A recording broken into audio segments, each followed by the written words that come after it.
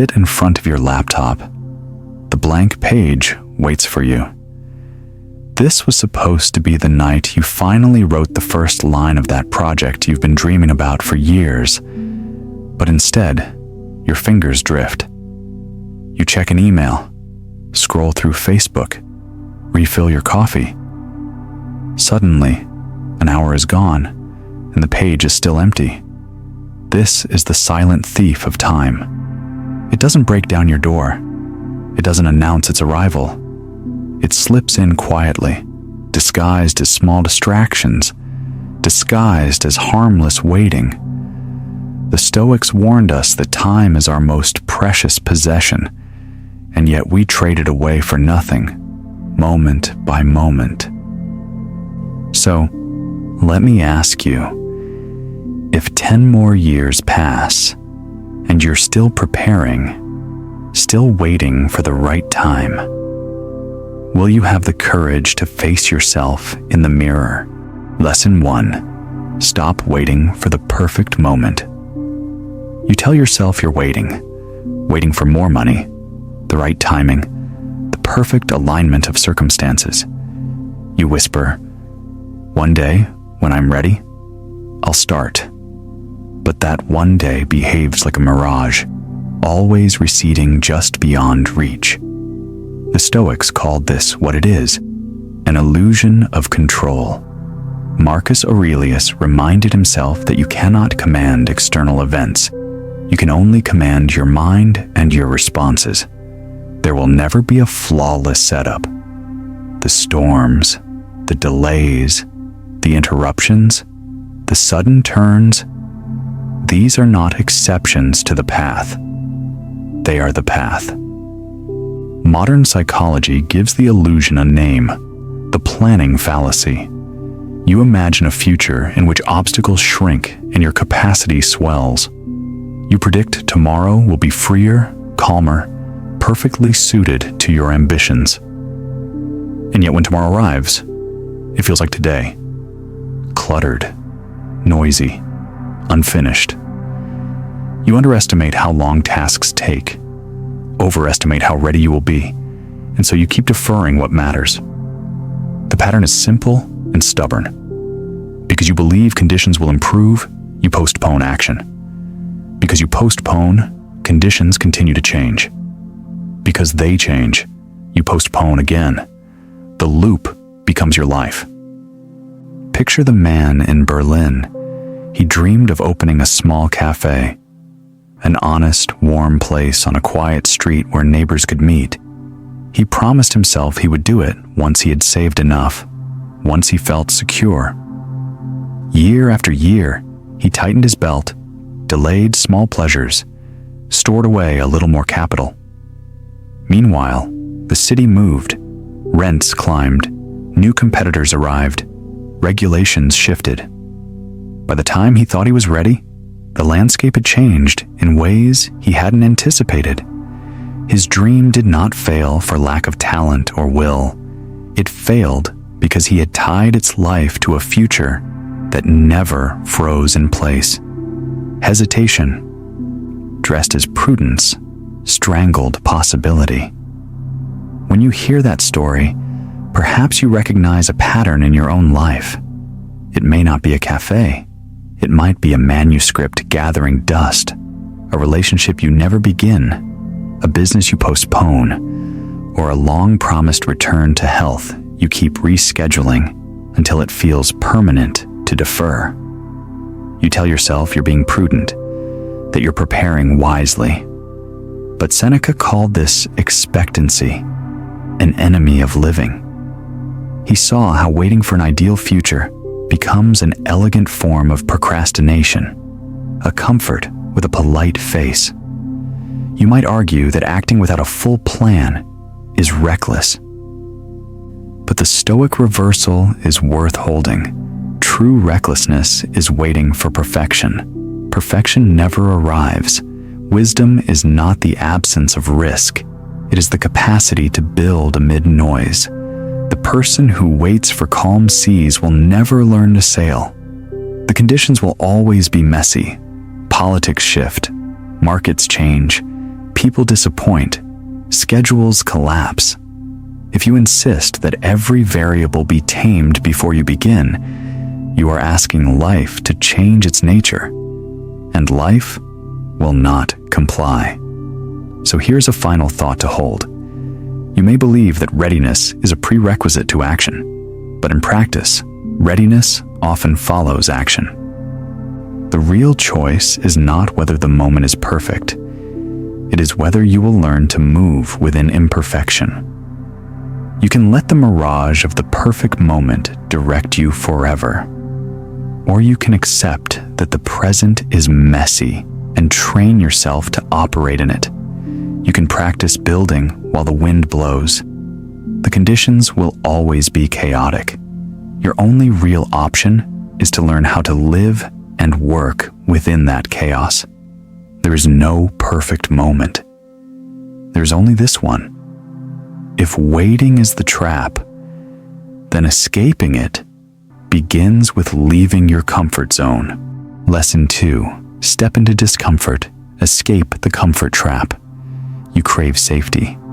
You cling to the familiar routine, the predictable paycheck, the habits that never stretch you too far. On the surface, it feels like peace. But beneath that surface, a quiet decay begins. Marcus Aurelius reminded himself, "The impediment to action advances action. What stands in the way becomes the way." He knew what we forget. The comfort you seek so desperately is the very thing that weakens you. The muscle of the soul, like the muscle of the body, only grows under strain. Without discomfort, you remain soft, not safe, but fragile. Modern psychology calls this the comfort zone trap. The more you choose what feels safe, the harder it becomes to escape. You get used to good enough. You convince yourself that stability is happiness, when really it is stagnation. The irony is cruel. What feels secure in the moment robs you of real security in the future, because the world does not stand still. While you cling to the familiar, life keeps moving, demanding that you adapt. If you refuse, you do not stay safe. You fall behind. Consider a woman in New York. She had a stable job in a large corporation. The hours were predictable, the salary steady. But every morning, she woke with a weight in her chest. She told herself it wasn't so bad, that one day she'd leave, that maybe she'd find the courage when she had more savings, or more confidence, or more clarity. She never did. Then, the company restructured.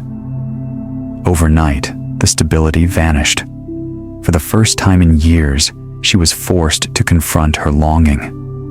With nothing left to lose, she began the consulting business she'd secretly dreamed of.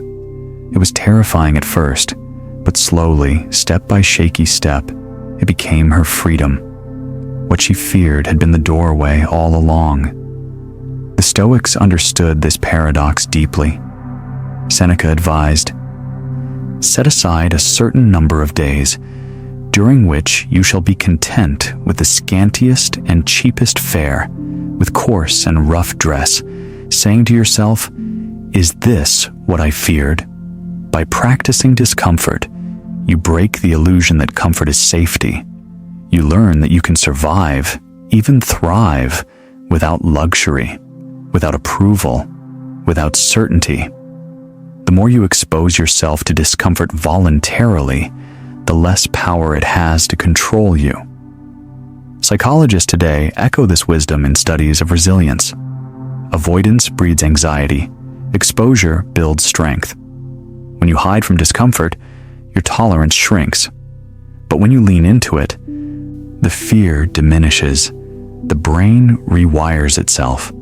What was once terrifying becomes manageable, even normal. The only way to grow your capacity is to step beyond the line where ease ends. Think of it this way. Every comfort you cling to is a chain. A soft one, padded so you hardly notice it, but a chain nonetheless. Each time you choose the easier path, the chain tightens. Each time you confront discomfort, you loosen it. Eventually, you discover you were the one holding the key all along. So what about you? Where are you still hiding in comfort? Maybe it's staying in a relationship that drains you because the thought of being alone scares you more. Maybe it's ignoring your health because the gym feels intimidating. Maybe it's swallowing your words rather than having the hard conversation. Whatever your version of comfort is, it's costing you far more than you realize. Here is your practice. Choose one thing you fear and do it today. Make the call. Submit the application. Walk into the gym. Apologize. Speak up. Start the project you've been postponing because you feel unprepared. Do it precisely because it feels uncomfortable. You'll find that discomfort does not destroy you, it strengthens you, and the next time fear rises, it will meet a stronger version of you, one forged not in ease, but in courage. For true freedom isn't found in comfort.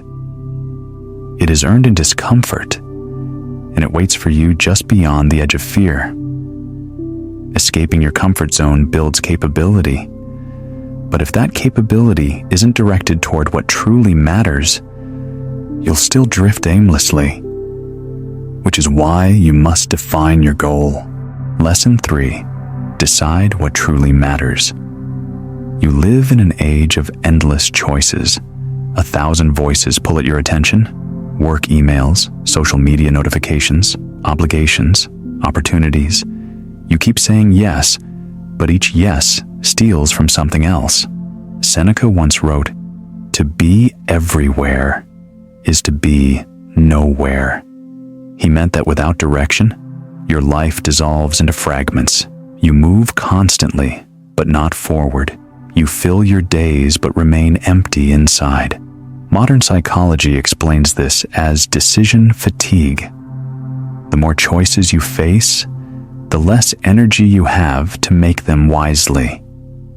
You find yourself exhausted not by doing too much, but by deciding too much. You say yes to overtime because it feels easier than deciding what truly matters. You scroll aimlessly because choosing what to focus on feels overwhelming. In the fog of too many options, you end up choosing nothing of importance. Picture a father in Munich. He works long hours, always telling himself he's doing it for his family. Over time becomes the norm. He comes home late, drained, carrying the silent pride of a provider. But one evening, his young son looks up at him and asks, "Papa, can you play with me?" In that instant, the father sees what his choices have cost. He has given his energy to endless work, but withheld the one thing his child wanted most, his presence. The question slices deeper than any exhaustion. For the first time, he realizes he has been climbing the wrong mountain. The Stoics would call this a misalignment with nature. Marcus Aurelius urged himself daily, "If you are distressed by anything external, the pain is not due to the thing itself, but to your estimate of it." In other words, you must decide what matters most and live accordingly, rather than being dragged by circumstance. The truth is, your procrastination often has little to do with laziness. It comes from confusion. When you don't know what matters most, everything feels equally urgent or equally meaningless. You delay not because you don't care, but because you care about too many things at once. And in that blur, you lose sight of what your life is really for. Here's your practice. Take out a piece of paper. Write down the 3 things that matter most to you in the next 5 years. Not 10, not 20. 5. be honest. Maybe it's your health. Maybe it's your family. Maybe it's creating something meaningful in your work. Once you've written them, look hard at the rest of your commitments. If they don't serve those three, cut them. Every yes to the trivial is a no to the essential. When you decide what truly matters, the fog clears, choices become simpler, energy returns. You stop scattering yourself and begin to move with direction. And most importantly, you stop postponing the life you were meant to live. Because every action now feeds into a purpose you've chosen, not one that has been chosen for you. Once you've chosen your goal, you need to face the ultimate deadline. And no deadline is more real than death itself. Lesson 4. Remember death, your real deadline. Death is the one fact of life you cannot escape, yet it is also the one fact you spend most of your time ignoring. You plan for tomorrow as if tomorrow were guaranteed. You speak of someday as if it were a place on the map. The Stoics had a brutal but liberating reminder for this illusion. Memento Mori. Remember that you will die. Far from being morbid, it was a tool for clarity. If your time is short, why waste it on trivial things? Modern psychology confirms this ancient wisdom. According to temporal motivation theory, the closer you feel to a deadline, the stronger your drive becomes.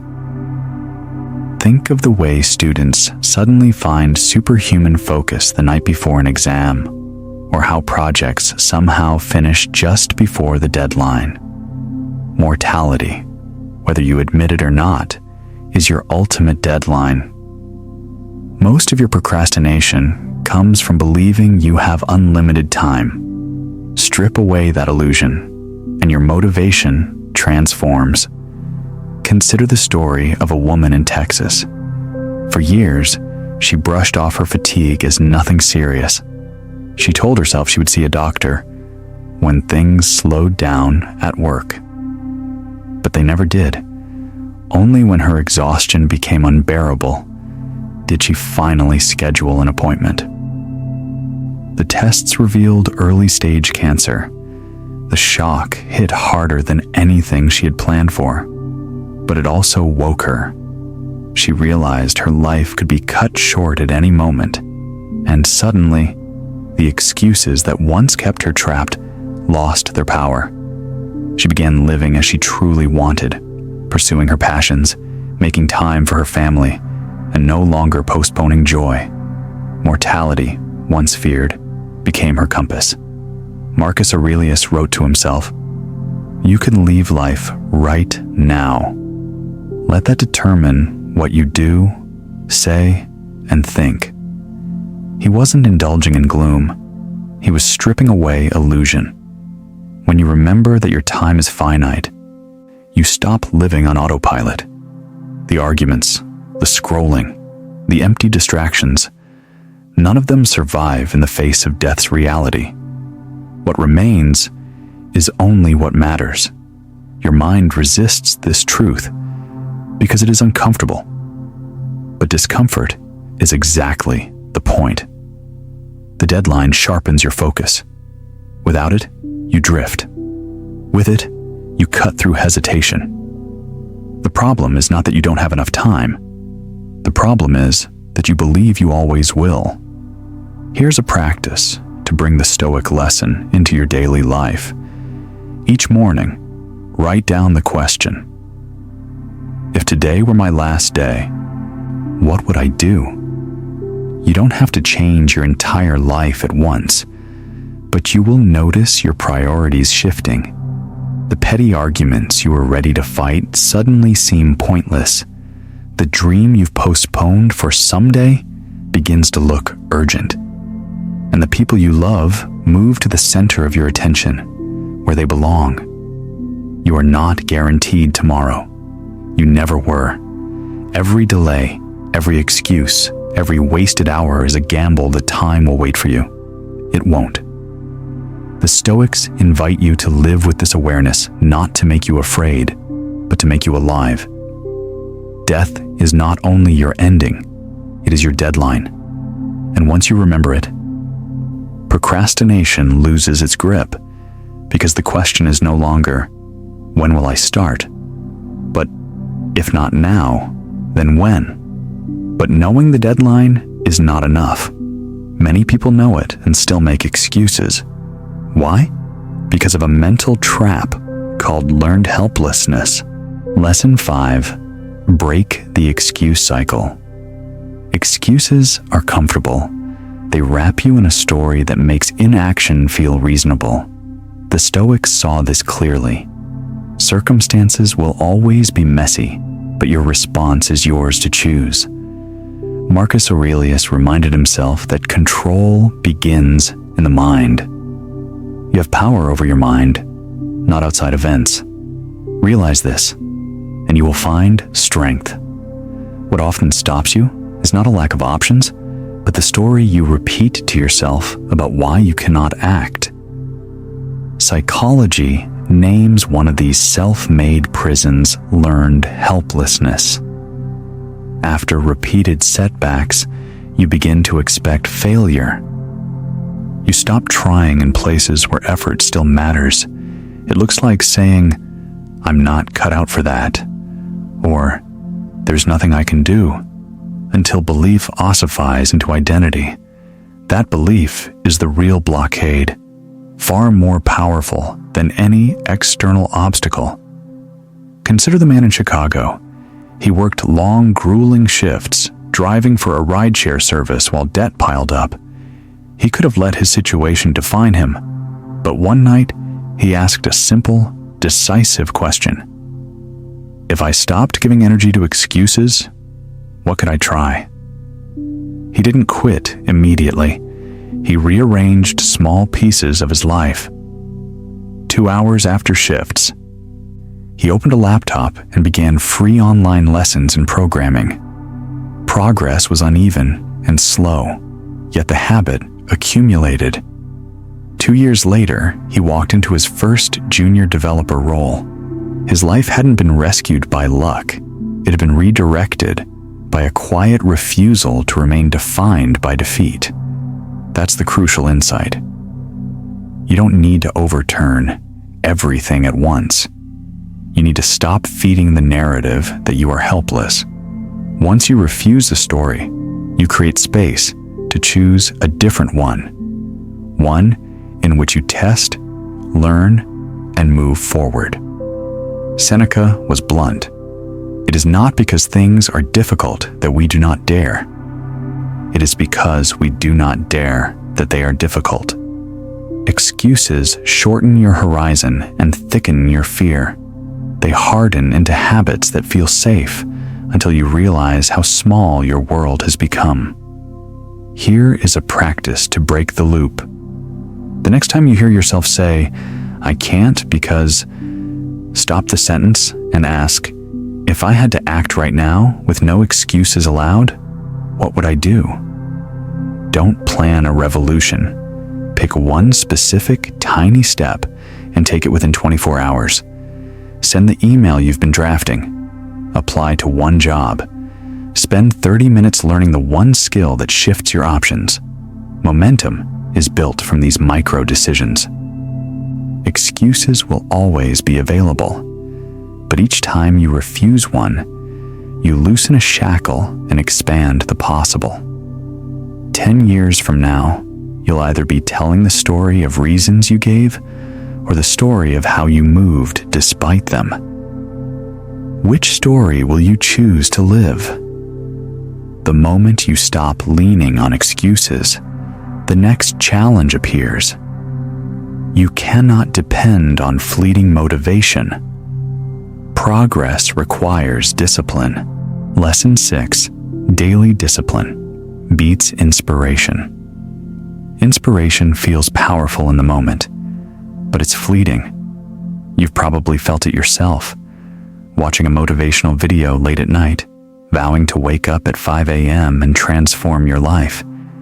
Yet the next morning, the The bed feels heavy, the promise fades, and you're back where you started. The Stoics would say, that's because you've trusted a spark instead of building a fire. Real freedom, they argued, doesn't come from being carried away by bursts of motivation. It comes from the steady strength of discipline. Epictetus reminded his students, no man is free who is not master of himself. Discipline is mastery. It is what allows you to act according to principle rather than impulse, to continue when your mood resists, to keep building when no applause comes. Without discipline, you are a slave to how you feel.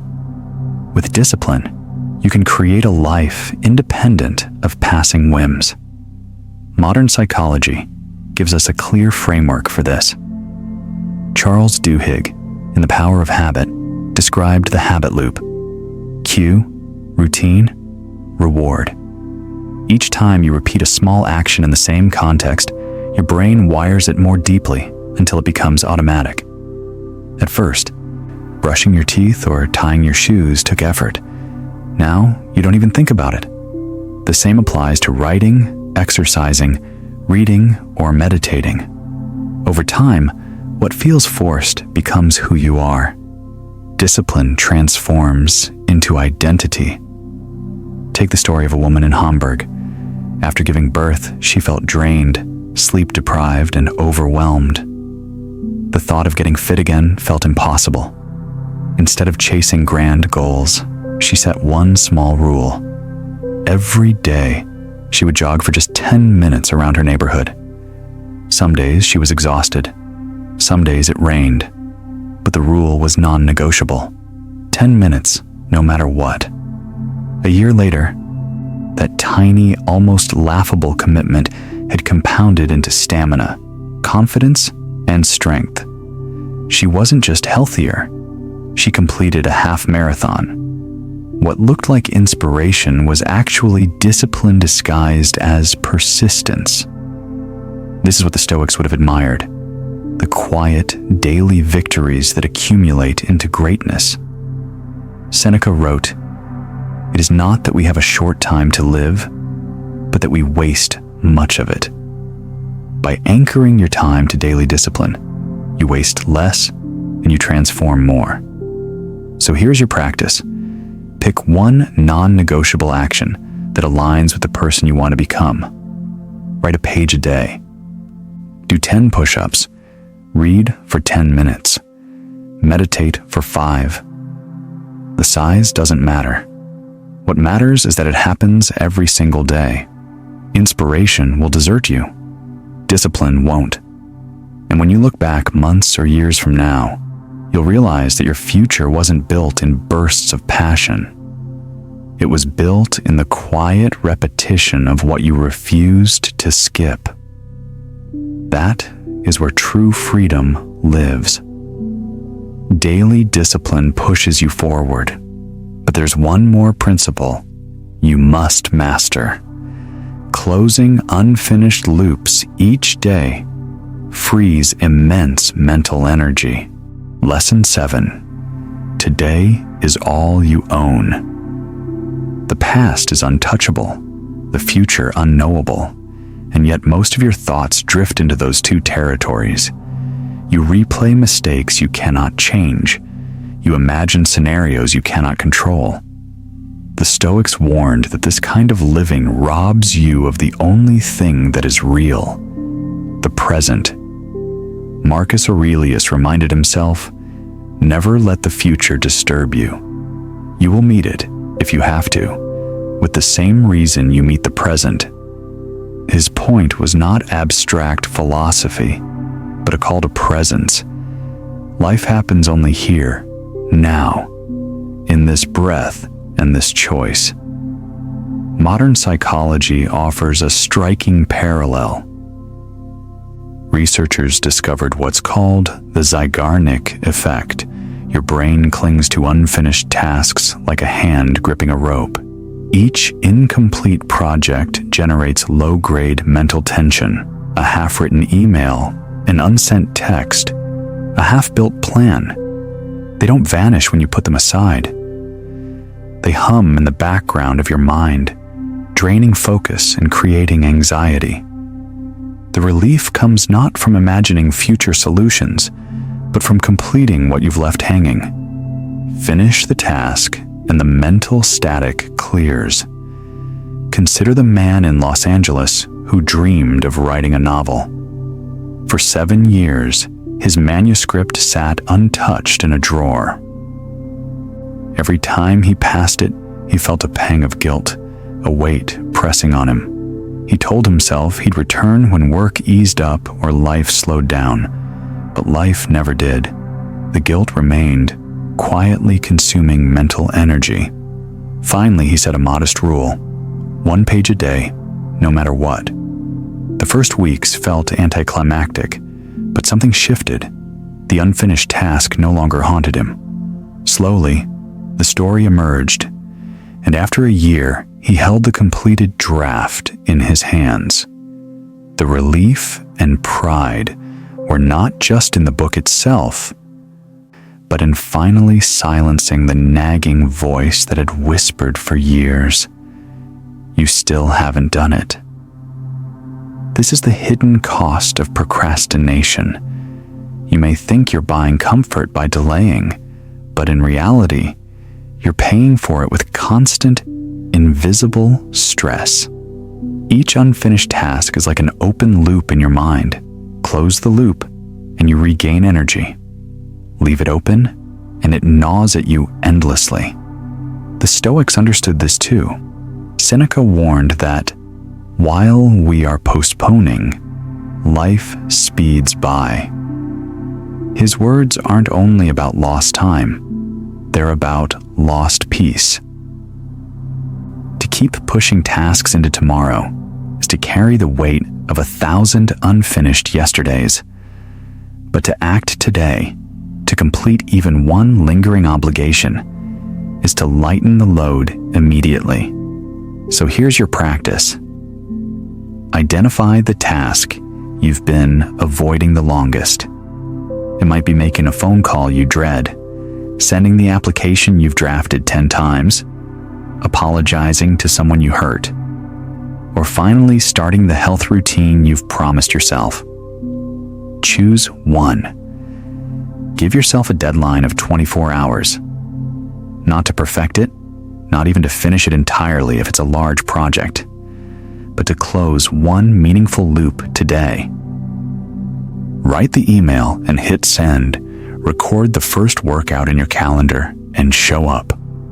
Draft 1 page of the book that has been haunting you.